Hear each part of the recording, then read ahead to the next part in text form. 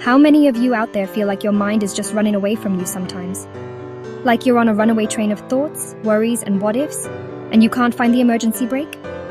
Well, let me tell you something. That's a common problem. But it's not one you have to live with. We're gonna talk today about getting your feet back on solid ground, literally and figuratively.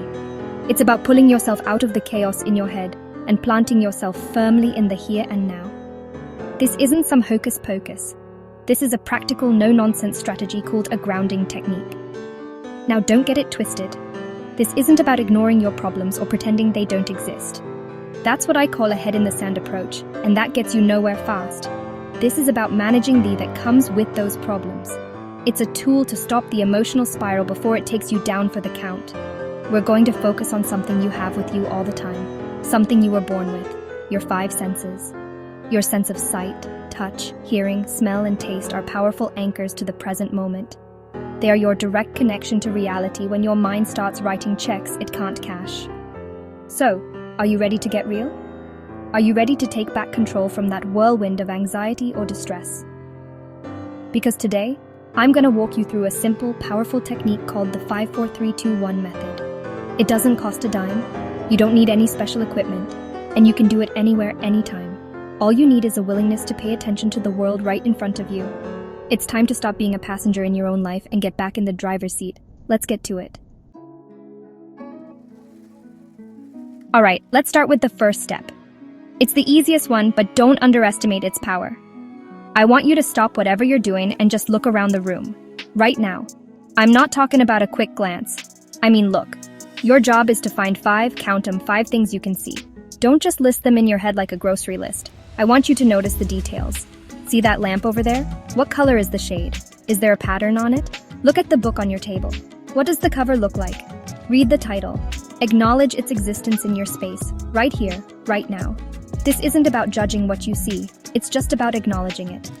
This first step is critical because it immediately yanks your focus out of the internal chaos, the what-ifs and should-haves, and forces it into the external world. Your anxiety, your panic, it can't survive when your brain is busy processing the color of the carpet or the shape of a light fixture. So go ahead. 1. The pen on your desk. 2. The crack in the ceiling. 3. The picture of your family on the wall. 4. The dust on your computer screen. 5. The reflection in the window. Take your time with each one. Describe it to yourself. This simple act of observation is you telling your brain, hey, we're here, we're in this room, we are safe. The point here is to engage your mind with concrete, real-world information. When you're lost in a fog of worry, everything feels abstract and terrifying. But the scuff mark on your shoe? That's real. The plant in the corner? That's real. By deliberately focusing on 5 distinct visual objects, you are actively interrupting the cycle of spiraling thoughts. You're building a foundation in the present moment, brick by brick, observation by observation. You're proving to yourself that there is a world outside of your distress, and you are a part of it. You've opened your eyes, now it's time to engage your sense of touch. I want you to identify 4 things you can feel. 4 points of physical contact with the world around you. This is about connecting your body to your environment. Start with the obvious. Feel the chair you're sitting in. Is it hard, soft? Is the fabric rough or smooth? Press your feet flat on the floor. Feel the solid ground beneath you. It's not going anywhere, and right now, neither are you. You are supported. You are held in place. That's a powerful realization when you feel like you're floating away in a sea of anxiety. Now reach out and touch something else. Maybe it's the fabric of your own clothes. Pinch the sleeve of your shirt. Is it cotton? Is it wool? Feel the texture between your fingers. Notice its temperature. Then find another object. The cool, smooth surface of your desk or table. The rough grain of the wood. The coldness of a glass of water. Each time you touch something, I want you to really focus on the sensation. Don't just tap it and move on. Linger on it for a moment. Let the physical sensation fill your awareness. This is about grounding your physical self, reminding your body that it exists in a tangible world. This step is so important because anxiety isn't just in your head. You feel it in your body. Your heart races, your hands get clammy, your muscles tense up. By deliberately focusing on neutral external sensations, you're hijacking that system. You're giving your nervous system new data to process. Data that says, hey, focus on this smooth tabletop, not on that racing heart. You're using your own body as a tool to calm itself down. You've got your feet on the floor, your hands on the table. You're connected. You're here. That's a fact. And facts are the enemy of fear. All right, we've used our eyes and our hands. Now it's time to use your ears. I want you to be still for a moment and just listen. Your task is to identify 3 separate things you can hear. And I mean really listen. We spend most of our lives tuning things out, creating a wall of noise so we can focus. Right now, I want you to do the opposite. I want you to dismantle that wall, sound by sound. What's the most obvious sound? Maybe it's the hum of your computer fan or the air conditioner. Acknowledge it. Let your brain register it without judgment. That is sound number 1. Now listen a little deeper. What's underneath that first sound? Can you hear the faint ticking of a clock on the wall? Or maybe the distant rumble of traffic outside your window? These are the sounds of the world just going about its business, completely unaware of the storm in your mind. That's a good thing. It's a reminder that life continues, steady and predictable. Don't just identify the sound. Focus on its quality. Is it a high-pitched sound or a low-pitched one? Is it constant or does it come and go? Each sound is another anchor holding you in the present. Finally, listen for the quietest sound. If you can't hear anything else, tune into your own body. Can you hear the sound of your own breathing? The gentle in and out? Maybe you can even hear the faint rhythmic beat of your own heart. That's the sound of you being alive. It's the most fundamental rhythm of your existence. By focusing on these 3 sounds, you're pulling your attention away from the noisy, critical voice of anxiety in your head and placing it on the neutral soundtrack of your current reality. You're proving to your mind that there's more to this moment than just your worries. We're getting close now. This next one can be a little tricky, but it's incredibly powerful because our sense of smell is directly linked to the memory and emotion centers in our brain.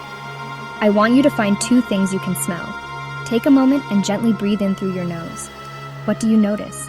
Maybe it's the lingering scent of the coffee you brewed this morning. Don't just think coffee. Think about that smell. Is it rich? Is it a little bitter? Let that scent fill your awareness. Maybe you can smell the soap on your hands or the faint fragrance of a cleaning product used in the room. Now, sometimes you might be in a place where you think you can't smell anything. That's when you have to get a little creative, but it's just as effective. If you're drawing a blank, I want you to bring to mind 2 of your absolute favorite scents. What are they? Is it the smell of freshly cut grass on a summer day? The smell of rain on hot pavement? Maybe it's the smell of your grandmother's kitchen when she was baking a pie. I want you to that scent as vividly as you can. Reconstruct it in your mind. Our brains are so powerful that imagining a smell can have almost the same calming effect as actually smelling it. Whether the smells are real or imagined, the process is the same. You are engaging a primitive, powerful part of your brain and directing it towards something neutral or pleasant. You're taking its focus off the danger signal that anxiety is screaming and telling it, hey, focus on this. Remember this good thing. It's another layer of distraction, another way of telling your runaway mind that you are the one in control here. You get to decide what you focus on, and right now, you're choosing to focus on the simple, grounding scent of lavender or an old book. We've arrived at the final step. One thing you can taste. This is the final anchor point, bringing all your awareness right back into your own body. This can be very simple. Just take a moment and notice the inside of your mouth. What do you taste? Maybe you can still taste the mint from the toothpaste you used this morning. Maybe you taste the lingering flavor of your last meal or drink. Just acknowledge it. It doesn't have to be a strong flavor. The goal is simply to notice a sensation, any sensation, and bring your focus to it. You are exploring the most immediate internal part of your physical self. If you don't notice any particular taste, that's okay too. Take a sip of water if you have some nearby. As you do, don't just gulp it down. Feel the coolness of the water in your mouth. Notice its texture. Does it taste clean? Does it have a slight mineral flavor? Pay attention to the sensation of swallowing. Follow it as it goes down your throat. This is an incredibly mindful action that brings your focus to a very basic, life-sustaining activity. It's simple, it's real, and it's happening right now, in this moment. It's impossible to be lost in a panic about the future when you're focused on the taste of water in your mouth. If you don't have water, you can simply run your tongue over your teeth. Feel their shape and texture. Or you can even just notice the sensation of your own saliva. I know it sounds a little strange, but the point is to find one final, concrete, physical sensation to focus on. This last step completes the circuit. You have now systematically engaged all 5 of your senses, pulling your awareness out of the abstract world of worry and planting it firmly in the physical reality of your body and your environment. You've walked yourself, step by step, back to the present. You've come home to yourself. So there you have it, the 5-4-3-2-1 method. It's not magic, it's a workout. It's mental strength training. You just took a mind that was spinning out of control and you, not your anxiety, you grabbed the reins and guided it back to safety. You did that by connecting with the only thing that's ever truly real, the present moment. Your senses are the gatekeepers to that moment, and you just learned how to use them. This isn't a one and done deal. Just like you wouldn't go to the gym once and expect to be fit for life, you can't do this once and expect to be cured of all anxiety. The key here is practice. You need to make this a habit. Practice it when you're not anxious so it becomes second nature. Do it while you're waiting in line at the grocery store. Do it when you're sitting in traffic.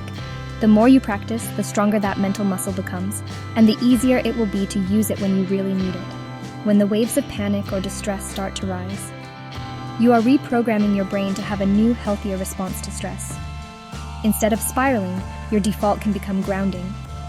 That's how you make a real, lasting change in your mental health. Don't ever forget the power you have right at your fingertips, literally. The power of sensory awareness is your lifeline back to reality. It's your proof that you are safe, you are here, and you are in control. The world outside your head is your greatest ally in the fight against the chaos inside your head. So get out there, pay attention, and get real.